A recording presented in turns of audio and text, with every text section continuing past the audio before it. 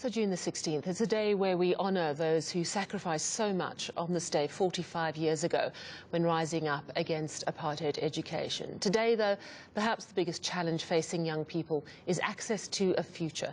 Let's talk about this now and what young people have to look forward to. As someone who's been working tirelessly to create these opportunities, Dr. Tashmir Ismail-Saville is the CEO of YES, that's the Youth Employment Service. It's a joint project involving business, labour and government. Thank you so much for your time this evening. You know, the President mentioned YES in his Youth Day speech today. Let's just have a quick listen before we chat.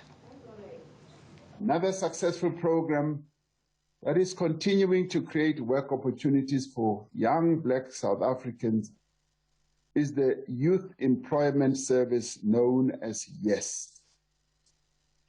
With the support of corporate partners, it has created 55,000 work experiences since its inception, injecting 3.1 billion rand in youth salaries back into the economy.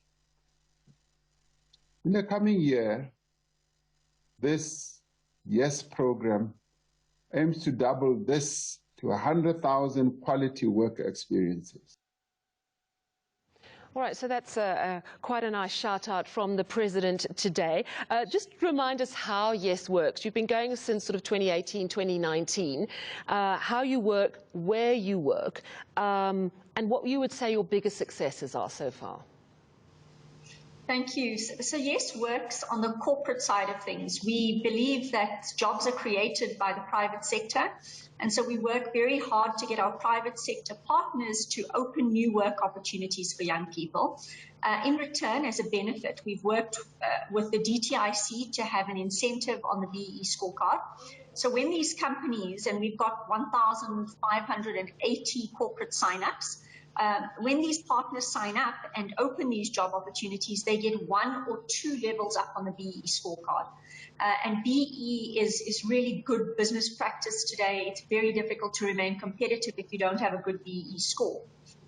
By doing this with our corporate partners, and we've got partners coming back now for year 3, year 4, we've been able to create 55,000 work experience. In fact, our number's over 55,000 today, 55,438. And you saw the President mention that this means 3.1 billion in salaries going straight into youth wallets from the private sector via the YES platform. So in 127 weeks, we've had pretty good impact. If you consider the state of the economy, when business confidence is low, you can imagine it's very difficult to get companies to commit to opening up their payroll and bringing youth on board.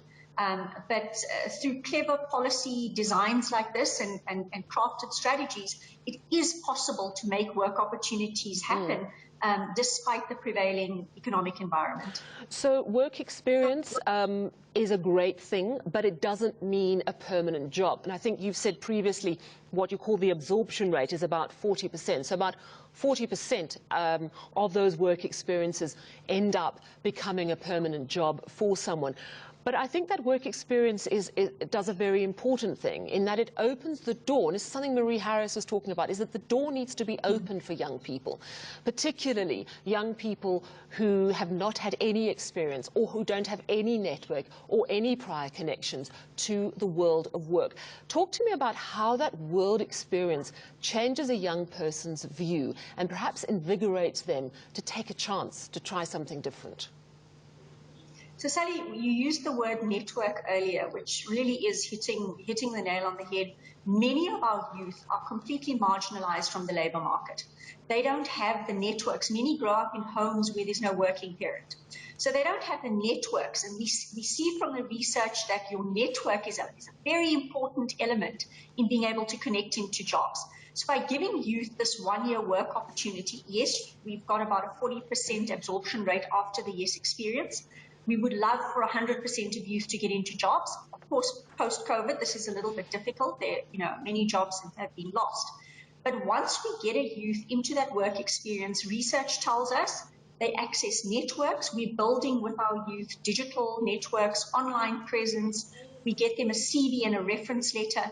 Just a CV and a reference letter for a young woman doubles the likelihood of a job within 3 months of job search. So these are powerful markers to employers that the young person has got experience, they've been de-risked, and it gives them a sense of credibility and comfort to be able to take that youth into their business. So whilst, yes, it's an NGO, we cannot possibly be responsible for getting 7 million youth into jobs, but what we can do is open the door to thousands and thousands of youth, and the ones who really thrive and shine in that one-year work opportunity generally will get absorbed. But we've given them the chance to show what they can do. And in many cases, our country is losing out on this tremendous potential that we see sitting in young people who never get that chance to shine and show you exactly all these skills and potentials that they have. One of the things the President said today, which some might find a little controversial, he had a lot of praise for young people and he said they needed support, but he also said young people have kind of got to do it for themselves and work hard. As someone who works with young people all the time, do you really think that not working hard is one of the problems? It's about workplace attitude. So if you are lucky enough to get into a job, we've done a survey with employers, hiring managers, and workplace attitude is really important for employers to see. If they see a young person really committing themselves, showing traits of the right growth mindset attitudes, which means even if I can't do it today, I am going and determined to show you that I can learn these skills, I can get better. So employers are very willing to teach technical skills, but what they can't teach or find difficult to teach is, do you have the right attitude to learn? And so I think this is an important thing to put out there with young people. Jobs are scarce. When you do get the privilege to have a job, you do need to put the hard yards in. I think the second thing the President is alluding to is we simply have an economy that doesn't have enough job openings for the numbers of young people that are looking for employment. We've got close to 1 million young people entering the labour force each year, 56% of whom or thereabouts don't have a matric certificate. It's going to be important for young people to not expect that a job is going to be waiting, but to really hustle in an entrepreneurial fashion with jobs that, where they can use some sort of skill set and try to create an opportunity for themselves, even if it's not a CIPSE registered business. Can you find some side hustle that you can earn an income with? Because quite simply, South Africa doesn't have an economy that has created lots of openings for lower skilled level youth.